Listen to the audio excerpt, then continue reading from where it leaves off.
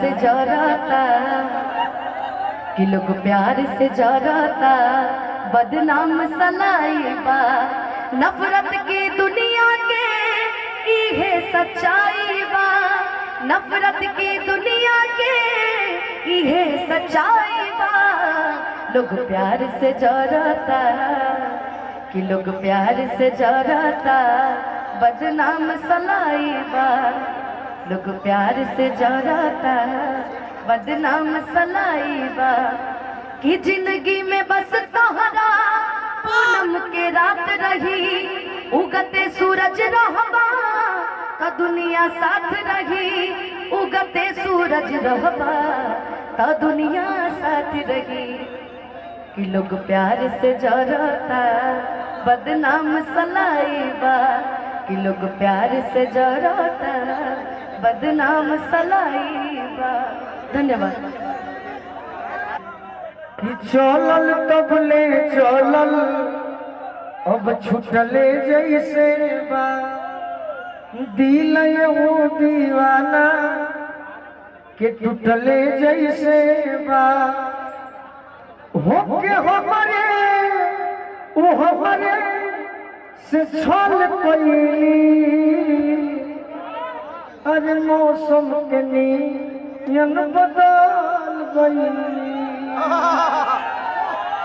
इहे कहाला किस्मतिया संभतिया सोचिले बतिया तो फाटेल छतिया बेवफा बेरहम उतभल कैली मौसम के नियन बदल गई। अब कातना सच सॉन्ग सुनाई डूबा के बोलो को कुछ कहो कि पहला रहनी पानी अब शराब हो गई तोहरा खाते इतना हम खराब हो गई कि देखे में सीधा तू तो बड़ा खाली बहरा से कि देखे में सीधा तू तो बड़ा खाली बहरा से तोहर नाम भइल हमारा से हम बदनाम तोहरा से। धनंजय जी चले गए क्या?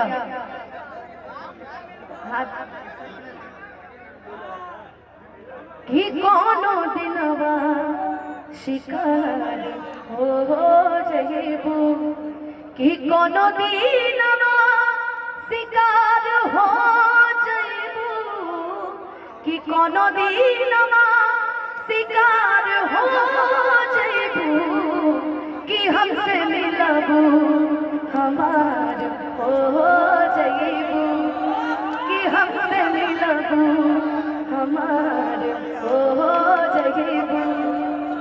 खड़े हो जाओ चलिए चलिए कि दिल लगौला के क्या जरूरी बा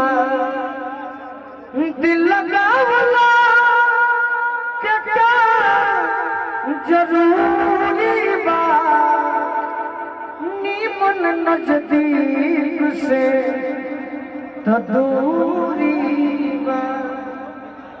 ये हम जो भी गाना गा रहे हैं ये विकास भैया के प्रेम में और आपके सम्मान में गा रहे हैं।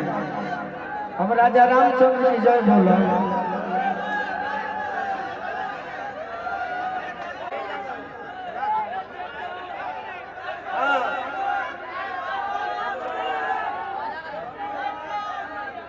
सैड सॉन्ग तो ये गाना हम गाए थे आप लोग पता नहीं सुने कि नहीं।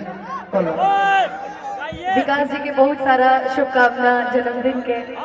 विकास जी के प्रेम बाकी हमने के उत्तराखंड रही कल आज धरती पर आइल बनी बाकी इंद्र भगवान खुश हो गए बड़े ज्यादा। तो विकास जी आपके जन्मदिन के बहुत सारा शुभकामना। मौसम साथ ही तब फिर हुई। हाँ हम तो एक ही लाइन करा के कहा अरे निशांत ने बुलाया। धनंजय कहाँ गए? हम एक ही चीज कहेंगे, गोलू भैया ने अभी वो गाना उठाया था कि जेकरे से लब कैलू ओहके परेशानी बा, इमे हमार कसूर नहीं खे, ओकर नियत में बेईमानी बा, इमे हमार कसूर नहीं खे, ओकर नियत में बेईमानी बा। कि जुग जुग जिया सुला लावा पवनवा के भाग जागल हो, जुग जुग जिया सुला लावा भाव ललनवा बड़ा हो गया जागल हो, कि ललना लाल हुई है फुलवा के दीपक मनवा में आस लागल हो,